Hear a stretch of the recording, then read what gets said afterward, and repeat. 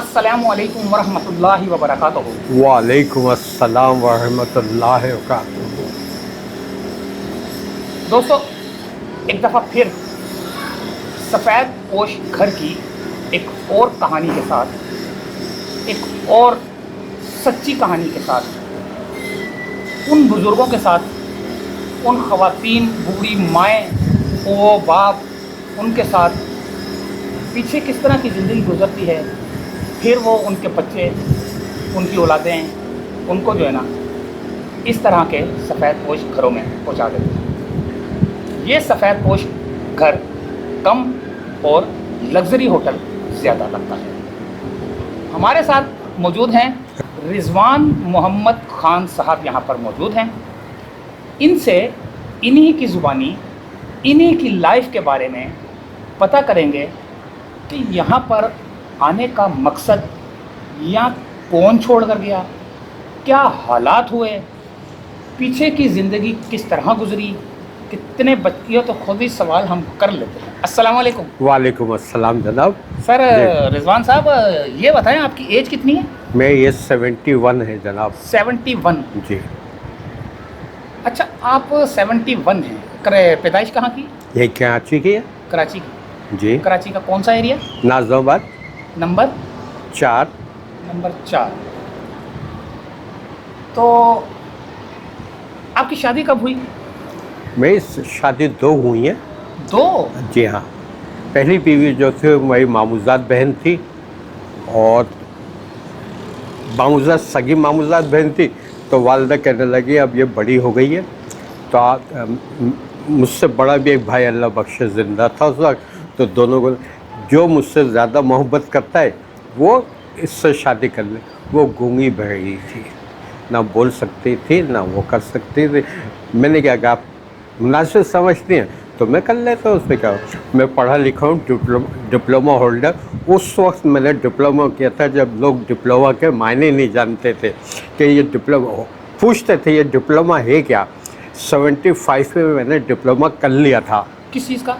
Mechanical में diploma किया था मैंने। मैकेनिकल में? जी हाँ। तो लोग पहचानते नहीं थे डिप्लोमा होते क्या थे। बाद फिर मैं उनको बताता था भाई इस तरह की जो वो है। फिर मैं उसके बाद जब मैं रिज़ल्ट निकल आया तो मैं मेफेयर कंपनी उस वक्त हुआ करती थी। जी हाँ। साइट में मैं वहाँ सुपरवाइज़र के तौर पे लगा कुछ अर्से। फिर उसके बाद मेरी शादी हो गई 79 में हुई। 79, जी हाँ, 79 में शादी हुई है मामूज़ात बहन से। और फिर उसके 15 दिन के बाद मैं सऊदीया चला गया था। सऊदीया गया तो वहाँ अमेरिकन कंपनी थी मेरी। अमेरिकन कंपनी होने की वजह से मुझे बहुत फैसिलिटीज़ थी, इतनी कि मैं हर 6 महीने बाद मेरी छुट्टी थी और मैं आता था। एक दफ़ा मैं आया छुट्टी ईद का था, तो अपने मामू के घर भी मिलने गया। सुसर थे मैं असल में, उनसे भी मिलने गया। मैंने उनसे तो ज़मीन पे बिछा हुआ था गाँव तक के वगैरह, तो उन्होंने मेरा हाथ पकड़ लिया, कहने लगे बेटे मैं एक बात पूछूं आपसे।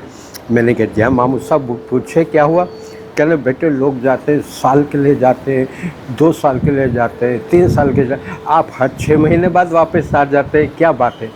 मैंने कहा मामू साहब जो है अमेरिकन कंपनी ये हर 6 महीने बाद छुट्टी देती, तो बेटे कोई ऐसा गलत काम तो नहीं करने लगे स्मगलिंग का ये वो कि हमें अचानक पता चले क्या वो कर। नहीं, मैंने कहा ऐसी बात नहीं है, अल्हम्दुलिल्लाह अमेरिकन है, उनके उसूल हैं कि वो देते हैं हर चीज़। बहल वो नौकरी मैंने 84 फिर उसी में मैं 81 में मैं बैठा हुआ। मैं वापस पाकिस्तान आया कि मैं कहता हूँ 6 महीने बाद छुट्टी होती थी, वो कभी भी टिकट ले लो वो छुट्टी दे दे। बाल बैठा हुआ मैं 80 में, फिर मैं पाकिस्तान आया, उसको मिला और मिलने के बाद फिर मैं वापस चला गया। बेटे को पैदा होने के बाद कितनी खुशी हुई? बेइंतहा खुशी हुई। यानी उस वक्त टेलीग्राम हुआ करता था, टेलीफोन नहीं था, तो टेलीग्राम पे इत्तला थी। मैं फ़ौरन ही वहाँ से जो है वो आ गया। यानी बस मुझे रात को इत्तला मिली, मैं सुबह जो है वहाँ था हॉस्पिटल में वाइफ। बहरहाल वो ज़िंदगी वो हुई। फिर उसके बाद जो है वाइफ का कुछ, फिर उसके बाद एक बेटी हुई मेरे यहाँ, उस वाइफ से, पहली वाली से एक बेटा एक बेटी दोनों हुआ। फिर उसके बाद उसका इंतकाल हो गया बीमारी की वजह से, जिसकी वजह से फिर मुझे दूसरी शादी करनी पड़ी। और दूसरी शादी में पहले ही मैंने कह दिया था, मैंने नहीं यानी सब घर वालों कि देखो भाई इसके पहले बच्चे हैं, आपको उनका ख्याल करना पड़ेगा। हाँ कर लेंगे ये, उस वक्त तो हाँ हो गई। फिर उसके बाद ये हुआ कि इधर बिल्डिंग में मैं रहता था, क्या है कि सामने वालिदा रहती थी, वालिदा का अपना मकान था यानी बड़े भाई का। तो मैंने सामने क्या है, पहले वालिदा वहाँ होती थी, तो यानी आमने सामने, क्योंकि मैं तो बाहर था और मैं कहीं अकेला छोड़ नहीं सकता था, जवान बीवी थी, शादी की थी, तो वो वालिदा देखती रहती। जब भाभी जी कहीं बाज़ार जाती थी तो भाभी सौदा वौदा लाती थी उसको, जो यानी एनीथिंग जो भी था, यानी बच्चों की स्कूल की फ़ीस हुई, ये हुआ, वो सब बड़ी भाभी ही जमा करवाती। लाइफ कैसी गुजर रही थी? सेकेंड लाइफ अच्छी नहीं गुजर रही थी, क्योंकि मुझसे जो कहा गया था ना कि ये मैट्रिक पास है, मैंने कहा मैट्रिक होगी मैं और थोड़ा बहुत कम से कम इंटर करवा लूँगा। लेकिन पता ये चल, फिर मैं बड़ी भाभी का फ़ोन आया, उस वक्त ख़त चलते थे कि रिजवान मैं एक बात बोलूँ। मैंने कहा जी बताएं भाभी जान। कहने लगे ख़त में ऐसी बातें नहीं लिखा करो, यानी आई लव यू होता है मियाँ बीवी में वो। मैंने कहा क्यों? क्या उसको पढ़ना नहीं आता? मैं पढ़ती हूँ, मुझे शर्मिंदगी होती है पढ़ने में। अच्छा मैंने गया, फिर मैंने टेप रिकॉर्ड, छोटे वो होते थे टेप रिकॉर्ड, फिर मैंने वो लेके दिया। लेकिन वो बस से उसी वक्त से पैसा अल्लाह ने बहुत दिया, लेकिन उसी वक्त से जो हालात थे वो बस बिगड़ते ही गए। मैं पैसा वहाँ से भेजता है, यहाँ जो है वो हालात बिगड़ते हैं। तो यानी स्टार्टिंग से ही जो है वो सिर्फ पैसे की भूखी थी और कुछ नहीं। बस आऊँ जब छुट्टी तो कहूँ उससे कि भाई मेहंदी लगा लो हाथों में, भाई मियाँ बीवी हैं कहते, तो कहें बर्तन धोऊंगी मिट ख़त्म हो जाए। तो फिर मैं बर्तन धोगी, वो भी तो धोते ना, क्या हुआ इसमें बर्तन धोएंगे आप, हो जाएगी, फिर लगा लेना घर की चीज़ें। काजल लगा लो, गर्मियाँ हैं आँखों में फैल जाएगा, यानी जो औरतों की चीज़ें। हाँ लिपस्टिक लगाने में बहुत माहिर थी कि हाँ जहाँ को बोलो लिपस्टिक लगाई, लेकिन ना कभी मेहंदी लगाई ना कभी काजल लगाए। औरत की यही खूबसूरती होती है। ये थोड़ी सी कहानी छोड़े अच्छा। ज़रा ये बताएं जी कि जब आपके जो दो बच्चे थे, हाँ ठीक है, वो बड़े होने के बाद उनकी शादी की? एक मिनट मैं बड़ी भाभी ने उनका ख्याल किया, उन सब जो है बड़ी भाभी ने ख्याल किया।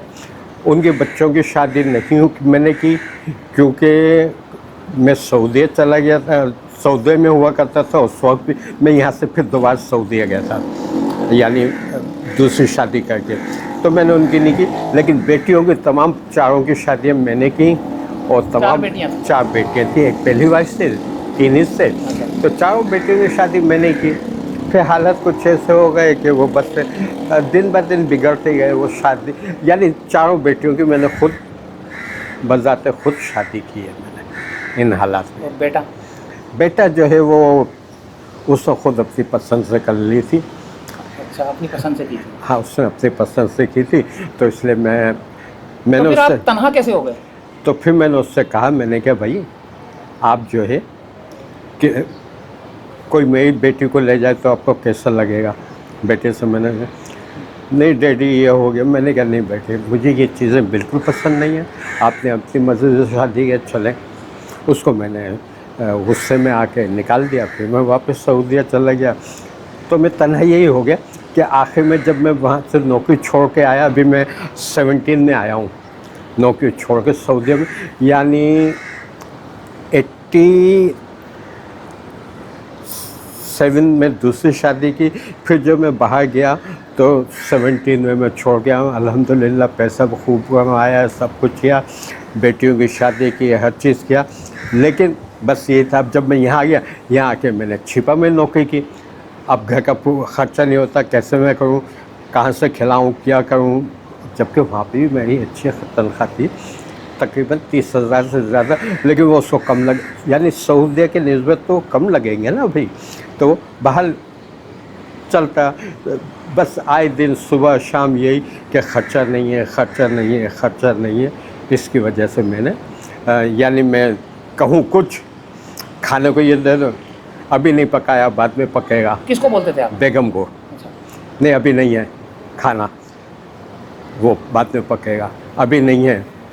मैं नमाज का पाबंद आदमी हूँ, मैं नमाज़ पढ़ता हूँ, सब कुछ करता हूँ। अब जब आदमी छुट्टियों पे आया हुआ है तो मैं तो भाई उठ जाऊँगा ना अपने टाइम से न, जब मैं उठूँगी, जब नाश्ता दूँगी। अभी नाश्ता नहीं देगी वाइफ का, ये क्या नाफरमान थी। हाँ, बस ये कहने नाफरमान थी, जिसकी वजह से हुआ नहीं। बाद में से इसका लड़ाई झगड़ा होने लगा, फिर उसकी वजह से मैंने घर छोड़ दिया। फिर मैं आपने छोड़ा, आपने उसको छुड़वा दिया? नहीं, मैंने खुद छोड़ा हाँ। घर। और मैं एक स्कूल हुआ करता गाजी फाउंडेशन का नाम से, मैं तकरीबन 4 साल उनके पास रहा हूँ security, as a security guard के। इसलिए कोई आए, कोई सिला मसला हो जाए, क्या पता वही शर्मिंद आ जाए, लेकिन अल्लाह की बंदी ने कोई ऐसा वो नहीं किया। मैं खुद छोड़ के गया और वहाँ 4 साल के बाद जब यहाँ हुआ पहली को, तो फिर मैं वहाँ से यहाँ आ गया। वो मैंने अच्छा, बात काट रहा हूँ, ये जो आपने वहाँ से घर छोड़ के चले गए जी, तो वो जो जायदाद थी, घर था, वो आपके नाम था, उनके नाम था, किराए पे था, क्या था? नहीं वो मेरी बहन का था।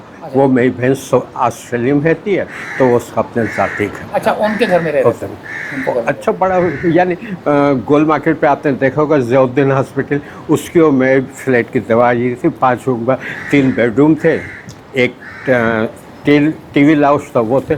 तो 3 बेडरूम बहुत होते हैं। बेटियों की उस वक्त शादी हो गई थी, सब कुछ था, सिर्फ मियाँ बीवी थे हम दोनों घर में। यहाँ कैसे पहुँचे, किसने पहुँचाया?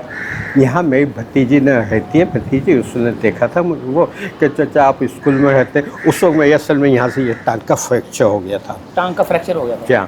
तो वो भतीजी में आगे, चाचा आप यहाँ हैं, अब आप स्कूल में नौकरी भी करते हैं, ये भी करते हैं। वो वहाँ का अफसर था, वो अगर आप कहें तो वहाँ करते हैं और आपको ले चलते। मैंने कहा सही जगह है, तो अच्छी जगह है। फिर मैं जब आया तो हकीकत में बहुत अच्छी जगह थी।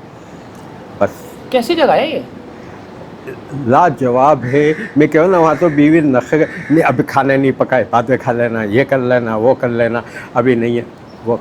यहाँ जो है वक्त पे खाना मिलता है, वक्त पे जो हर चीज़ मिलती है। और अल्हम्दुलिल्लाह अल्हम्दुलिल्लाह इबादत करने को बहुत टाइम मिल जाता है यहाँ पे। अच्छा, ये बात, एक और बात मैंने देखी है जी, यानी कि आपकी बातों से मैंने एक और बात का अंदाज़ा लगाया है जी। कि वो जो आपकी जो ये वाइफ थी, हाँ, जिनको जी, आप छोड़ के आए, उनसे लाख दर्जे बेहतर मुझे आप यहाँ खुश नज़र आते हैं। बिल्कुल हकीकत है। यहाँ यही मैंने कहा ना, वक्त पे जब आपको खाना मिल जाए ना घर पे भी, तो आप वहाँ पे भी। लेकिन वो मैंने कहा ना, वक्त पे कोई चीज़ नहीं मिलती थी, तो इसलिए वहाँ से बेजार थे। अब जब यहाँ आए तो यहाँ हर चीज़ टाइम पे मिलती है, हर कुछ होता है अल्हम्दुलिल्लाह। ऐसा ख्याल रखा जाता है, यानी क्लीनिंग का, खाने का, हर चीज़ का, कि मैं बहुत ज़्यादा खुश हूँ बनिस्बत। अगर आपका बेटा होता, ये इतनी खिदमत जो ये सफ़ेद पोश घर वाले जो हैं लोग, ये जो स्टाफ है, जितनी खिदमत ये कर रहा है, क्या आपका बेटा इस तरह करता? नहीं नहीं, बिल्कुल भी नहीं, बिल्कुल नहीं करता मेरा बेटा। मुझे पता है ना कि वो बिल्कुल नहीं करता, बिल्कुल नहीं ऐसे। और ना वो कभी उसने वो सोचा कि डैडी के पास, कभी बड़े भाई का इंतकाल हुआ था, वहाँ आया हुआ था, बस सलाम दुआ के हद तक, उससे भी ज़्यादा बात नहीं की। मैं तो वैसे उससे नाराज़ था, लेकिन उससे भी बात नहीं की, बस सलाम दुआ के हद तक, बस। शाह साहब हैं यहाँ पर? जी जनाब। शाह साहब का जवाब नहीं। ला वो उन्होंने आप जैसे बुजुर्गों को अपने माँ बाप जैसा ही रखा हुआ है। उनके बारे में ज़रा बताएं, कैसे है वो? उनके बारे में ये कहूँगा कि वो फरिश्ता सिफत आदमी हैं। जैसे अल्लाह ताला ने आसमानों से फरिश्ता उतारा हुआ होता है ना, इस तरह से उनको हमारे लिए उतारा हुआ है अल्लाह ताला ने, इंसान के रूप में। इंसान के रूप में। और हर तरह की जो बात होती है, उससे पहले अभी पिछले दिनों में 1 आध हफ्ता पहले चाय के ऊपर वो हो गई थी, उन्होंने सबको डांटा कि नहीं, चाय जो है अच्छी बनाए और ये करें वो करें, यानी वो फरिश्ता सिफत आदमी है। आसान हो जाए, थोड़ी सी रह गई बस। हाँ, अच्छा अच्छा रिजवान भाई, ये बताएं जी। कि यहाँ पर आने के लिए कोई आपको पैसे देने पड़े या फ्री है, क्या है? नहीं, मैं यहाँ भतीजी आई थी फार्म से, फार्म एक थाने से फार्म लेके आना था, यानी इंक्वायरी करवा के कि कोई वो नहीं है, क्रिमिनल रिकॉर्ड। जी हाँ, क्रिमिनल रिकॉर्ड। और दूसरा ये कि यहाँ मेडिकल सर्टिफिकेट, यानी कोई ख़तरनाक बीमारी तो नहीं है। उस वक्त मुझे शुगर नहीं थी, लेकिन अब शुगर है। अच्छा, क्यों खाना ज़्यादा खा के? नहीं, ये नहीं है। मैं रोज़ाना शाम को जाता था घूमने टहलने के लिए, तो वहाँ रोड पर जाते थे तो रोज़ाना मैं गुलाब जामुन या जलेबी खाता था। अच्छा, लोग बोलते हैं कमेंट्स में कि ये बाहर जाने की इजाज़त है या नहीं है? नहीं नहीं, है बिल्कुल इजाज़त है। दिन में आप कभी भी जा सकते हैं, एक दफ़ा। पहले तो यह था हम दिन में 2-2 3-3 दफ़ा निकल जाते, लेकिन अब लोग ज़्यादा होते जा रहे हैं हाँ, ना, लोग। तो इसलिए वो हो गया। दिन में आप एक दफ़ा कभी भी जा सकते हैं। उन बेटों के बारे में, उन बेटों को क्या जो ना पैगाम देंगे जो अपने वालिदैन को 50 साल पालने के बाद जो है ना उसको 1 महीना भी नहीं रखते, 2 महीने भी रखते, घर से निकाल देते हैं? उनके लिए कोई पैगाम है आपके पास? नहीं, बस उनके लिए ये पैगाम है, जैसे उन्होंने हमारे साथ किया। देखिए, इस साथ दे और साथ ले वाले दुनिया में मसला है। आज उन्होंने हमारे साथ किया, कल उनकी औलाद उनके साथ करेगी। वो भी जवान होनी है, औलाद भी उनकी जवान होनी है। तो बस यही है कि भाई कुछ इंतज़ार करो, फिर उसके बाद यही सुलूक आपके साथ भी होगा। यानी कि जो खड्डा आप खोद हाँ, रहे हो खोद है, बिल्कुल उसमें आप भी गिर सकते बिल्कुल बिल्कुल बिल्कुल, हकीकत भाई। बस हैं। एक बेटा अपने बाप को उठा के कहीं फेंक देता है, ये बेटा भी बड़ा हो जाता है।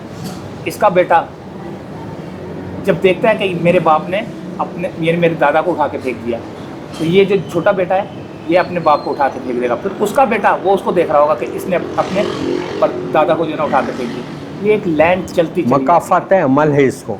हाँ, ये एक सर्कल घूमता रहता है। आपने अगर अपने बच्चों के सामने अपने बाप की इज्जत कर ली, यकीन करें अल्लाह गवाह है इस बात का कि वो बच्चा आपके लिए बासे रहमत बन जाएगा, क्योंकि आपने अपने बाप की खिदमत की, आपका बेटा आपकी खिदमत करेगा। इन जैसे बुज़ुर्ग हजरात को आप लोग बोझ समझते हैं, जिन्होंने अपनी सारी ज़िंदगी पैसा कमा के आपका पेट पाला होता है, उंगली से चलना सिखा रहा होते हैं, गोद में बिठा रहे होते हैं, ये कंधों पे बिठा के झूले दे रहे होते हैं, कभी बन के इसके बहुत दफ़ा देखा है ऐसा सीन। बस मकाफात रो ना पड़े यहाँ पे, ऐसा हुआ होगा। नहीं नहीं, अपने भूल गए मुझे, अब भूल गए। आप जो है ना थोड़ा सा ख्याल करें, अपने बुजुर्गों का ख्याल करें, क्योंकि आपने भी बुजुर्ग होना है और मकाफात अमल होना है। तो ये थी एक सफ़ेदपोश घर की कहानी, रिजवान मोहम्मद खान साहब की। इस तरह की बहुत सी स्टोरियाँ हैं। इजाज़त चाहते हैं, अगली स्टोरी में मिलते हैं। अल्लाह हाफिज़। अल्लाह हाफ़िज़।